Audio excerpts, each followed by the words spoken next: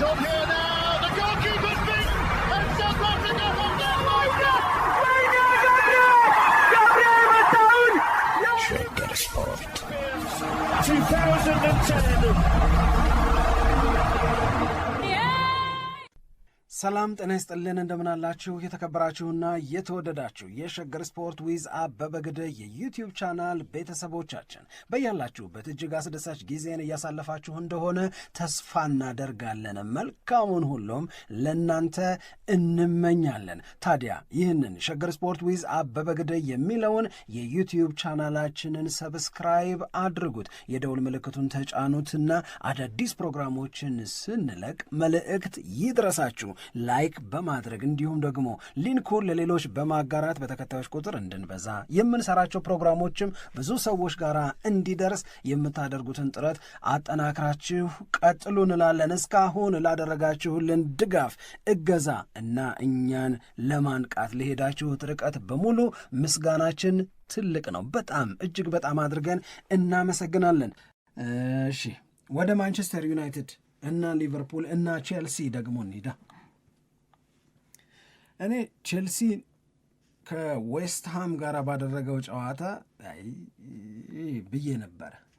የእውነት ለመናገር የዌስትሃምና የቼልሲ ጨዋታ በተደረገበት ዕለት 2-0 በሆነ ውጤት ሲመራ ቼልሲ ለማንቸስተር ዩናይትድ ለሊቨርፑል አሪፍ ነው።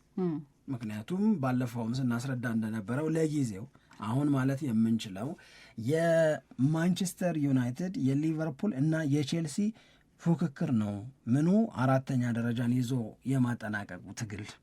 ይህንን አራተኛ ደረጃ ይዞ የማጠናቀቅን ትግል ማን በበላይነት ይወጣዋል የሚለው እያጓጓን ይቀጥላል እና 2-0 በሆነ ውጤት ቼልሲ ሲመራ ለሊቨርፑል በጣም አሪፍ ነው፣ ለማንቸስተር ዩናይትድም እፎይታ የሚገኝበት ነው ብለን ነበር። የሁለተኛው 45 የቼልሲ ማገገም ግን ከቃል በላይ ነው። በጣም የሚያስደስት ነው።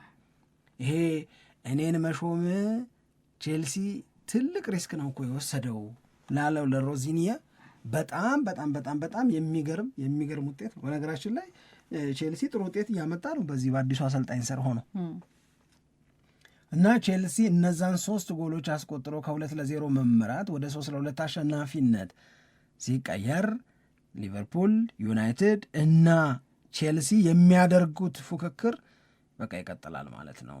ትያለሽ ወደሽ ሳይሆን በግድ ይህንን የቼልሲን ውጤት አውቆ ወደ ሜዳ የገባውን ሊቨርፑል ደግሞ ይሄ በቃ ግርግር የማታነሽበት ሊቨርፑል ግን አሁንም ይቀረዋል ምናምን የማትይበት አይነት ድል ነው በኒውካስል ላይ ያስመዘገበው።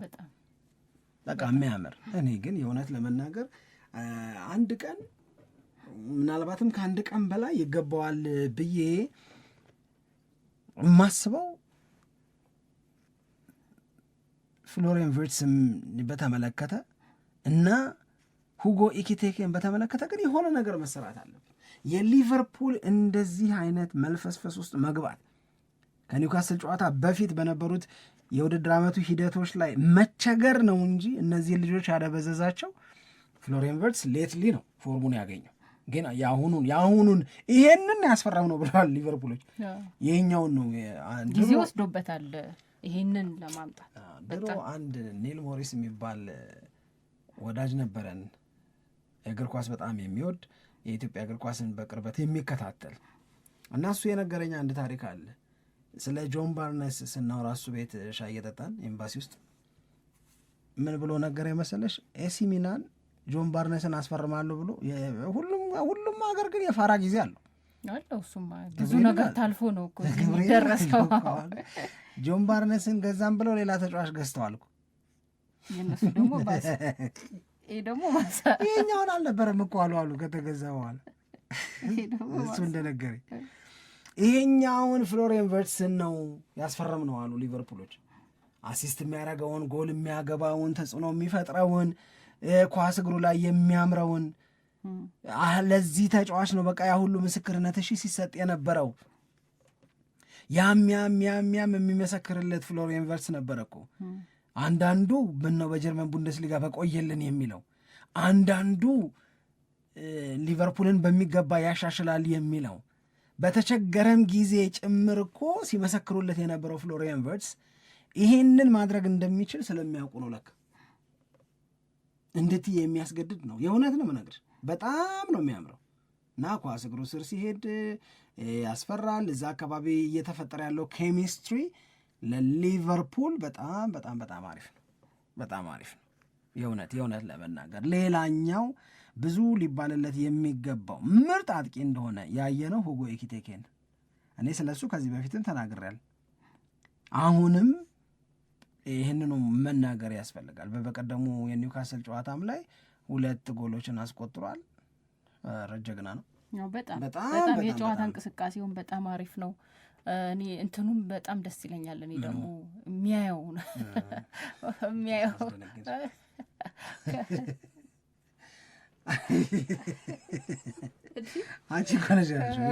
እኔ እይታው በጣም ደስ ይለኛል። አሲስት የሚያደርግበት መንገድ፣ ለኳስ የሚያቀብልበት መንገድ ስፔሻሊ ይሄ መልሶ ማጥቃት ላይ በጣም በጣም የተዋጣ ነገር ነው ያደረገው እና ፍላጎቱም ደስ ይላል። የእውነት ለመናገር በየጨዋታው ላይ ያለው የተሻለ ነገር የማድረግ ፍላጎት በጣም ደስ ይላል። የተወሰነ ጊዜ በፊት አሌክሳንድር አይዛክ ከመጎዳቱ አስቀድሞ አሰልጣኝ አርነ ስሎት ለዚህ ልጅ ለምን የመሰለፍ ዕድልን ከልክለውት እንደነበረ ግን ግራ ያገባኛል። ውዱ ያኛው ሊሆን ይችላል፣ ምርጡ ግን አሌክሳንድር አይዛክ አልነበረም። ይሄ ልጅ ነበረ ምርጡ። አሁንም ድረስ ያንን ምርጡነቱን ጠብቆ ቆይቷል። ስለዚህ ሊቨርፑል በቃ በዚሁ አገገመ የምንለው ከሆነ ለማንቸስተር ዩናይትድም ለቼልሲም እቺን የቻምፒዮንስ ሊግን ቦታ ለመያዝ በሚደረገው ጥረት ውስጥ ፈተና ሊሆንባቸው ይችላል የሚለውን ግን በትክክል ያየንበት ምሽት ነው። ሊቨርፑልም ያምር ነበር። ስለዚህ የቼልሲን ጨዋታ እና ውጤት አይቶ ሊቨርፑል ገባ፣ ኒውካስልን 4-1 አሸነፈ። የሁለቱንም ጨዋታ አይቶ ውጤት ሰምቶ ማንቸስተር ዩናይትድ ገባ፣ ፉልሃምን 3-2 በሆነ ውጤት አሸነፈ። ይሄ ነው የሆነው እና ወደ ማንቸስተር ዩናይትድ ጉዳይ ስንሄድ የእውነት ለመናገር የዚህ ወቅት የማንቸስተር ዩናይትድ ደጋፊዎች ስሜት ሁላችን በኖረን የሚያስብል ስሜት ነው። በህይወትሽ ውስጥ በጣም ትልቁ እና ምርጥ እምለው አጋጣሚ በግሌ ከመቸገር በኋላ ጠንክሮ መነሳትን ነው። ከማጣት በኋላ አስተማማኝ ገቢ መፍጠርን ነው ምርጥ እምለው አጋጣሚ። ማንቸስተር ዩናይትድ ተቸግሮ ነበር። ማንቸስተር ዩናይትድ በማቃት ስሙ ይነሳ ነበረ። የማንቸስተር ዩናይትድ ስሙ እርግጠኛ አይደለሁም ምን እንደሚያደርግ መሆን ጀምሮ ነበረ። ይሸነፋል ስትዩ ያሸንፋል፣ ያሸንፋል ስትዩ ይሸነፋል፣ አሪፍ ይንቀሳቀሳል ስትዩ ምነካው የሚያስብል እንቅስቃሴን ያሳያል። ደግሞ ድንገት ይነሳና ከየት አመጣው ሳይባል ዶሚኔት አድርጎ አንድን ጨዋታ ሲያሸንፍ ደግሞ ታይዋል። ለምሳሌ ባለፈው የውድድር ዓመት ካልተሳሳትኩ ከሊቨርፑል ጋር ሲጫወቱ የማንቸስተር ዩናይትድ እንቅስቃሴ በጣም ያምር ነበረ እና ያንን የሚያምር እንቅስቃሴ ተከትሎ ለምንድን ነው ግን ሁሌ እንደዚህ ማንጫወተው አለ ብሩኖ ፈርናንዴዝ። እንደዛ ነው በቃ የማንቸስተር ዩናይትድ ዥዋዥዌ በጣም ከባድ ነበር። በጣም ከባድ ዥዋዥዌ ነበር የነበረው። ወዲያ በስሜት ደጋፊዎችን ያላጋ የነበረ it was a painful time ለዩናይትድ። ይህንን ምንም ልናረገው አንችልም።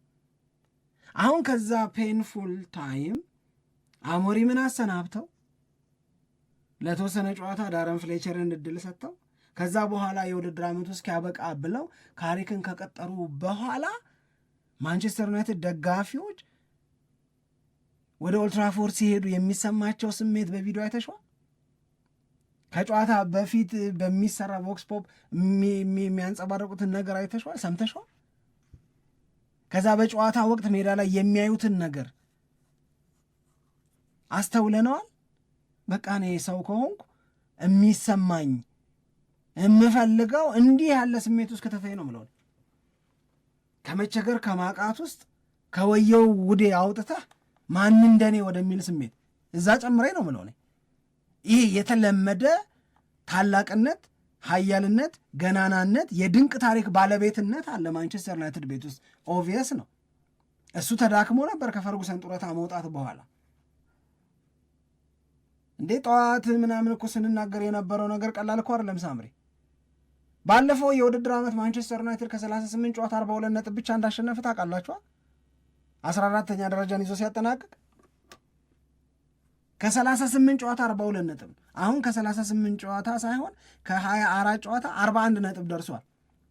የሚቀጥለው ጨዋታ ከቶተንሃም ጋራ ነው። እዛ ጨዋታ ላይ ድል የሚቀናው ከሆነ ማንቸስተር ዩናይትድ 4ተኛ አሸናፊነትን የሚያመጣ ከሆነ ካሪክ የማንቸስተር ዩናይትድ ነጥብ 44 ይሆናል። ባለፈው ዓመት ካገኙት በሙሉ የውድድር ዓመት ከሰበሰቡት ነጥብ በላይ ሰበሰቡ ማለት ነው። ጎሎቻቸውን ቁጥር ከሲቲ በላይ ናቸው። ከሲቲ ያነሱ ከአርሰናል ግን የበላይ ናቸው። የግብ ዕድል በመፍጠር ኢላማውን የጠበቀ ሙከራ በማድረግ እነዚህ ሁሉ ውብ ቁጥሮች አንድን ቡድን ተወዳጅ የሚያደርጉ። ምክንያቱም እግር ኳስን ማየት የሚፈልግ ሰው ማየት የሚፈልገው አንድ ቡድን ሲያጠቃ፣ ሲሞክር፣ ጎል ሲያገባ ምናምን ነው አይደል? ያንን አብዝቶና አሟልቶ በመስጠት ማንቸስተር ዩናይትድ በጣም የሚገርም ነው ዘንድሮ። እንዲህ መሆን ይገባዋል። እንዲህ ሳይሆን በመቆየቱ ነው የሚቆጨው። የማንቸስተር ዩናይትድን ደጋፊዎች የሚያንገበግባቸው የነበረው ያ ገናና ቡድን እንዲህ መሆን ሳይችል በመቅረቱ ነው። አሁን እየሆነ ነው። ሲቲን ሲያሸንፍ ጥያቄ ነበረን። ለአንዴማ ያማርጎታል። ይድገም እስቲ። ደገመው አርሰናልን። ትልልቆቹንማ ይችላል እኮ። የእሱ ችግር ሊያሸንፋቸው የሚገቡ ተጋጣሚዎችን ለማሸነፍ መቸገሩ ነው። አምጡ ጨዋታ ሲባል ፉላምን ሰጠን፣ ፉላምንም አሸነፍ። እኔ እንደውም ከሲቲም ከአርሰናልም በላይ ፉላም ማንቸስተር ዩናይትድን ሞግቶታል ባይ ነኝ። ግን የተጋበዘ ሙግት ነው የምለው። የኔ አረዳድ ከብዙዎች የሚለየው በዚህ ነው። ማንቸስተር ዩናይትድ የፈለገውን ማድረግ ወደሚችልበት ደረጃ እየመጣ ነው። ጎል ሲፈልግ ጎል ያገባል። መከላከል ሲፈልግ የመከላከል አቅሙ ከከዚህ በፊቱ እንደ ድክመት ሲነሳ ከነበረው እንደ ልፍስፍስ ሲታይ ከነበረው ጊዜ በእጅጉ የተለየ ነው። ሊቻ ማጓየር በደንብ ነው የሚከላከሉት። ይሄ በባክፎር መጫወቱ በጣም ተመችቷቸዋል። በደንብ ራሳቸውን በደንብ ኦርጋናይዝድ አድርገው ነው የሚከላከሉት። አርቴታን ጠይቅ። ማንቸስተር ዩናይትድ በደንብ ዌሊ ኦርጋናይዝድ የሆነ ቡድን ነዋል። ዲፌንሲቭ ኳሊቲያቸውን አንስቶ እየመሰከረ ነበር።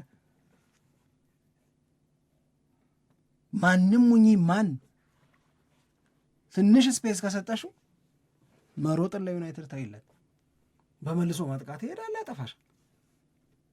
ይህ ስለ ዩናይትድ ነው እያወራን ያለ ነው። ይሄ ጊዜ ነው እየተመለሰ ስለሆነ የማንቸስተር ዩናይትድ ደጋፊዎች አሁን የሚገኙበት ስሜት የተለየ ነው ብዬ የምለው ነው። የፈለገውን ወደሚያደርግበት ደረጃ ደርሷል ሲባል ያስታውቅ ነበር አይደለም? ፉልሃም ፕሬሸሩ ሲከተው ማንቸስተር ዩናይትድን በተደጋጋሚ የግብ ክልል እየደረሱ ሲሄድ 2-0 ነው ምንም አይመጣም አይነት ስሜት ካልሆነ በስተቀር ፉልሃም ጫና ለማሳደር ሞክሯል። ከዛ 85ኛው ደቂቃ ላይ ኮኖ ፍጹም ቅጣት ምት፣ ከዛ 92-93 ደቂቃ ላይ ኮኖ ያንን የመሰለ የሚገርም ጎል ያገቡት ፉልሃሞች። ለኤኒበዲ ሰረንደር የምታረጊበት እኮ ነው። ማንም ማን ሰረንደር የምታረጊበት፣ ሰረንደር ማድረግ ማለት እጅ የምትሰጭበት አበቃ የምትይበት። ለምን ያልሽኝ እንደሆነ የማንቸስተር ዩናይትድ የዘንድሮም ያለፈው የውድድር ዓመትም አጋጣሚ እጁ የገቡ የሚመስሉ ድሎችን እንደነዚህ ባሉ የሚያስቆጩ መንገዶች የሚያጣበት አንድ አይደለም፣ በተደጋጋሚ ስለሆነ እንዲህ ያለው ነገር የዩናይትድ መገለጫ ሆኖ ቆይቷል እኮ። ትላንትናስ እንደምናገባ እርግጠኛ ነበርኩ አለ ካሪክ። 8 ደቂቃ አለ፣ 7 ደቂቃ አለ። 7 ደቂቃ ለማንቸስተር ዩናይትድ ያሰበውን ለማድረግ ብዙ ነው አለ። እኔ አይደለሁም ያልኩት ካሪክ ነው። የምሬን ነው የምነግራችሁ። እነሱ ሁለተኛውን ጎል ሲያስቆጥሩ 3ኛ ጎል ለማስቆጠር እንደምንችል አምን ነበረ። በውስጤ እንደዛ አይነት ስሜት ነው የነበረኛል። ይህንን አጋጣሚ ነው ልንለው አንችልም። ፉልሃም ሁለተኛውን ጎል አገባ። ሀፍታም ሳይቆይ ቤንጃሚን ሼሽኮ ያንን ጎል አገባ። ወደ ፉልሃም የግብ ክልል የደረሱበት ፍጥነት ብሩኖ ፈርናንዴዝ ኳሱን የተቆጣጠረበት የፉልሃሙን ተጫዋች ያቄለበት፣ ከዛ ደግሞ ለሼሽኮ ኳሱን የሰጠበት የሼሽኮ ይሄ የቦዲ ፌንት የምንለው ነገር አለ አይደለም፣ በአካላዊ ማታለል ያታለለበት፣ እሱም እኮ በጣም የሚገርም ነገር ነው ያደረገው። እያየው አልነበረም ጎሉን፣ ነገር ግን እዛ ማዕዘን ጋር የጎሉ ኮርነር ላይ ክፍት እንደሚሆን ሴንስ አድርጎታል። ኢንስቲንክቲቭሊ በደመ ነፍስ ቀረቀረው። እንዴ ይሄንን ሳንደነቅ ልናልፍ አንችልም። የእውነት ሳንደነቅ ልናልፍ አንችልም። ማድረግ በመቻል አቅም ውስጥ ናቸው። ምን የሚፈልጉት ይሄ ለውጥ ነው አሉ ጻፉት።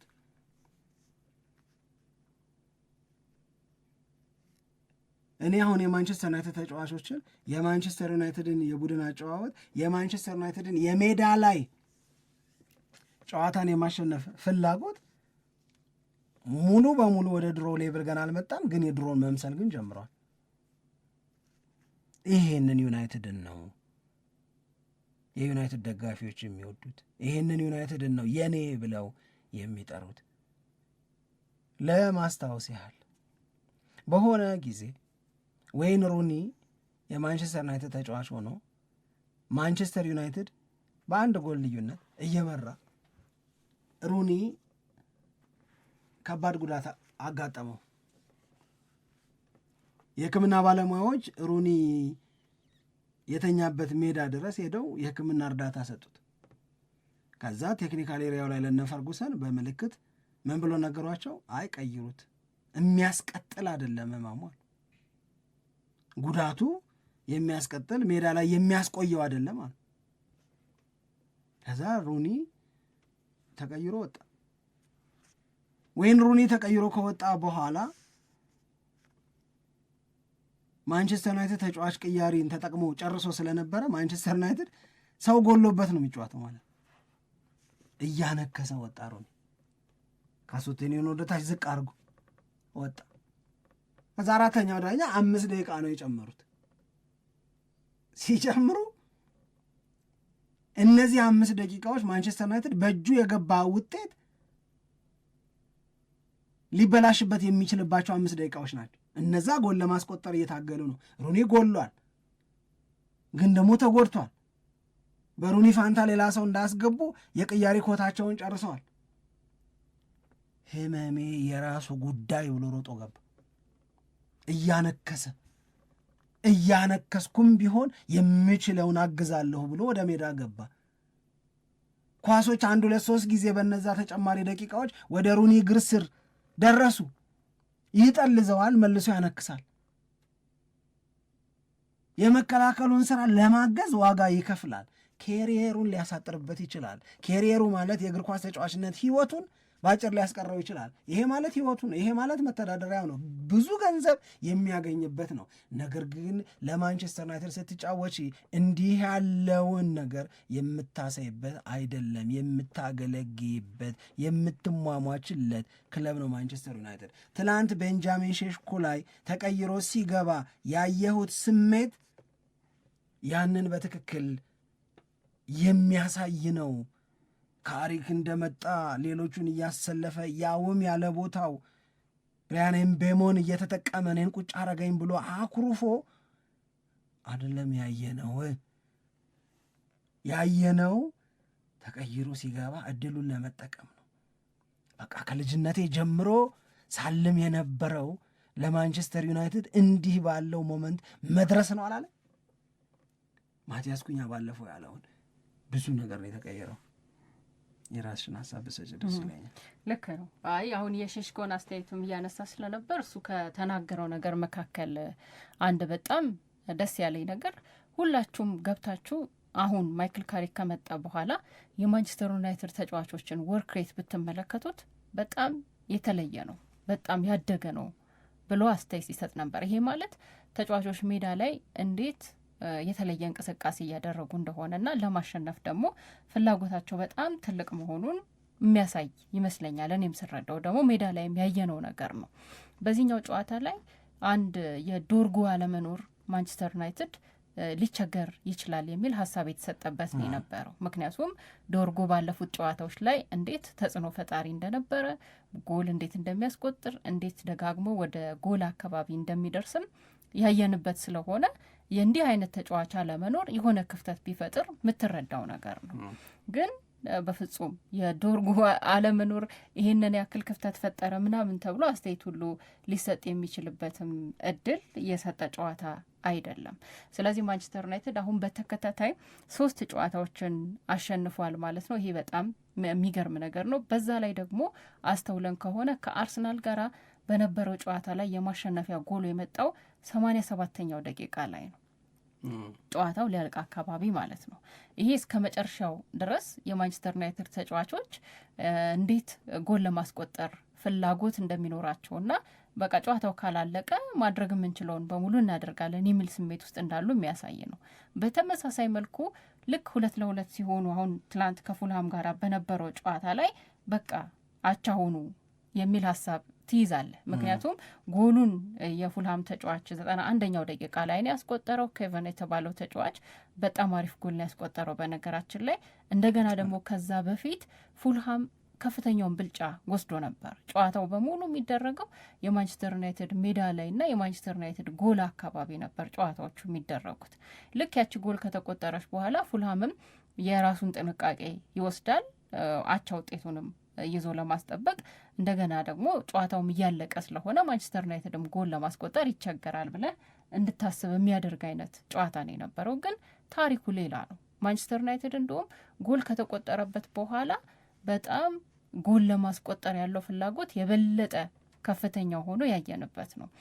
እኔ የማንቸስተር ዩናይትድ ተጫዋቾች አሁን ልክ ወደ ጎል የሚደርሱበት ፍጥነት በጣም ነው የሚያስገርመኝ፣ በጣም ነው የሚያስደነግጠው። ግን ቅድም አሁን እንዳልሽው የፉልሃም 87ኛው ደቂቃ ላይ ጎል ማስቆጠር፣ ከዛ በኋላ 92ኛው 93ኛው ደቂቃ ላይ ጎል ማስቆጠር ምናምን ወይም የአርሰናልም እኔ እሱ አይደለም የሚገርመኝ። የማንቸስተር ዩናይትድ አርሰናል ጎል ሲያገባበት ሁለተኛውን ጎል ሜሪኖ ሲያገባ ማቲያስ ኩኛ ያገባበት ፍጥነት ሪአክት ያደርግ እሱ ነው። ሜንታሊቲ ማለት እሱ ነው። ፉልሃም ሁለተኛውን ጎል ሲያገባ 93ኛው ደቂቃ ላይ አሰልጣኙ እንደምናገባ እርግጠኛ ነበርኩ አለ። ተጫዋቾቹ አሰልጣኙ የተማመነበትን ነገር ሰጡ። እሱ ነው ሜንታሊቲ ማለት። ጎል ሲቆጠርብሽ ፈጥነሽ ጎል ለማስቆጠር አቅም መያዝ፣ እዛ ደረጃ ላይ መምጣት ምን ያህል በተጫዋቾቹ ሜንታሊቲ ላይ ስራ እንደተሰራ ነው የሚያሳየው ነው ምለው። ልክ ነው። ምክንያቱም አሁን አንድ የሚጠበቀው ነገር ብዬ ነው የማስበው ማንቸስተር ዩናይትድ ጨዋታው እያለቀ ስለሆነ እና በፉልሃምን በኩል ደግሞ ጎል ለማስቆጠር ጨዋታውን በቃ የራሳቸው ለማድረግ ጥረት እያደረጉ ስለሆነ ሁለተኛው ጎል ሲቆጠር ይችንም ውጤት እናስጠብቃት የሚል ሜንታሊቲ ሊይዙ ይችላሉ ብለህ ነው የምታስበው። ብዙ ጊዜ እግር ኳስ ላይ እንደዛ ስለሚደረግ በፉልሃም በኩልም ተመሳሳይ ነገር ነው።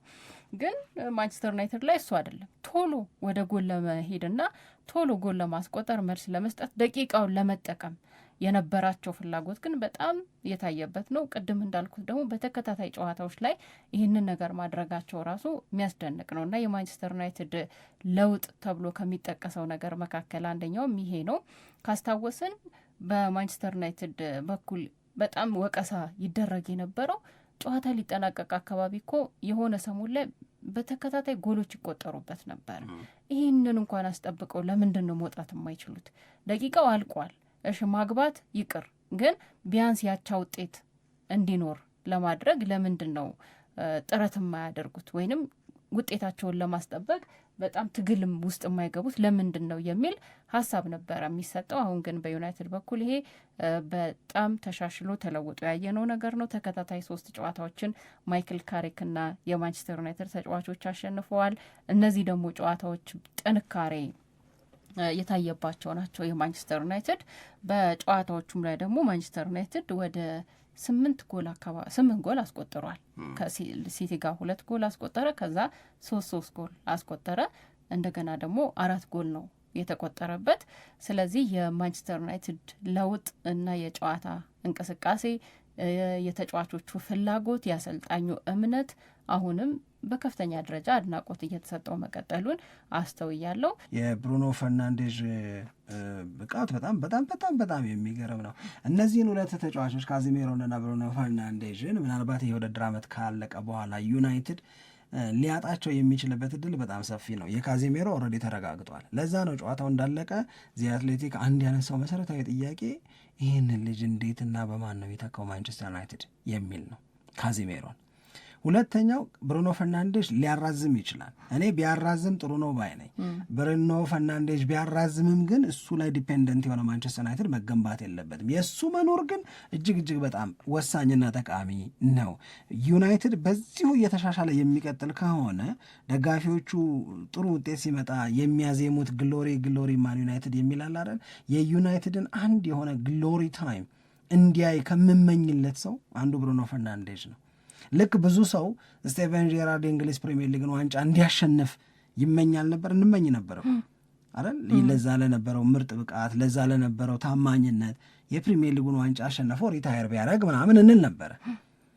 ተመሳሳይ የሆነ ምኞት አለ ለብሩኖ ፈርናንዴዝ። ለማንቸስተር ዩናይትድ ለነበረው ጉብዝናውን ደበቀበት ማንቸስተር ዩናይትድ ሁሉም ነገር የሚገባው በጣም በጣም በቃ በኋላ አንድ ፕሮግራም እንሰራለን። እሺ ከብሩኖ ፈርናንዴዝ ጋር በተያያዘ ጠብቁን። በእውነት የሚገርም ፕሮግራም እንሰራለን።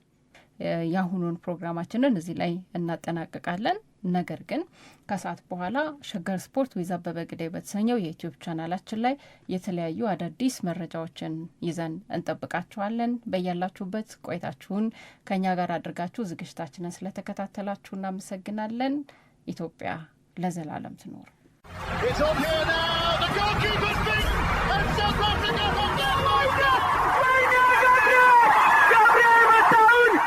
Shaker Sport 2010